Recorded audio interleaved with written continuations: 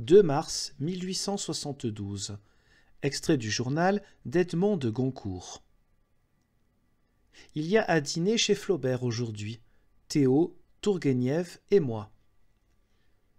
Théo, qui est monté l'escalier, une main sur son cœur douloureux, les yeux vagues, la face blanche comme un masque de Pierrot, absorbé, muet, sourd, mange et boit automatiquement, ainsi qu'on rêverait un blême somnambule dînant à un clair de lune.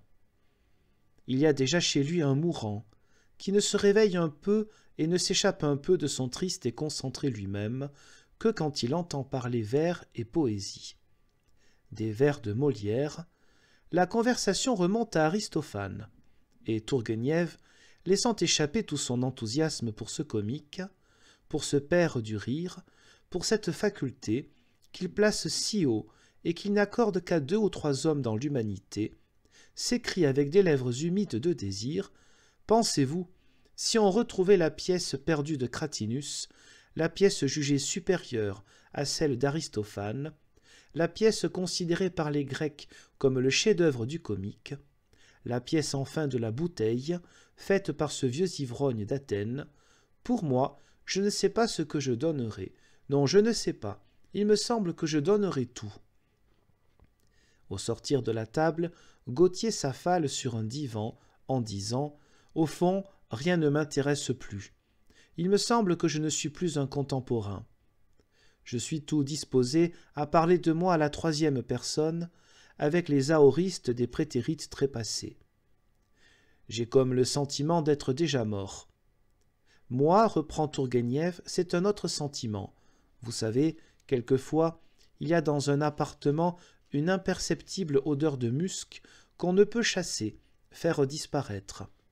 Eh bien, moi, il y a comme autour de moi et toujours une odeur de mort, de néant, de dissolution. » Il reprend, après un silence, « L'explication de cela, je crois la trouver dans un fait, dans l'impuissance, pour une foule de motifs, pour mes cheveux blancs, etc., dans l'impuissance absolue, maintenant, d'aimer. Je n'en suis plus capable. Alors, vous comprenez, c'est la mort. » Et comme Flaubert et moi contestons pour des lettrés l'importance de l'amour, le romancier russe s'écrie, avec un geste qui laisse tomber ses bras à terre, « Moi, ma vie est saturée de féminilité.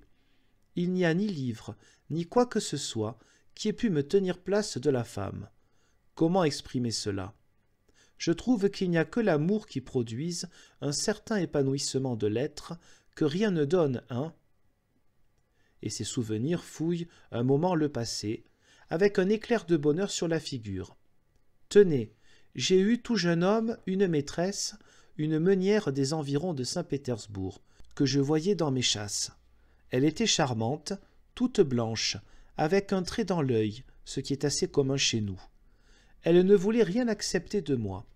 Un jour, elle me dit « Il faut que vous me fassiez un cadeau.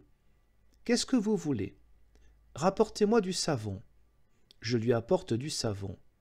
Elle le prend, disparaît, revient toute rougissante et me dit, en me tendant ses mains parfumées, « Embrassez-moi les mains comme vous embrassez, dans les salons, les mains des dames de Saint-Pétersbourg. » Je me jetai à ses genoux. Eh bien, il n'y a pas un instant dans ma vie qui vaille celui-là.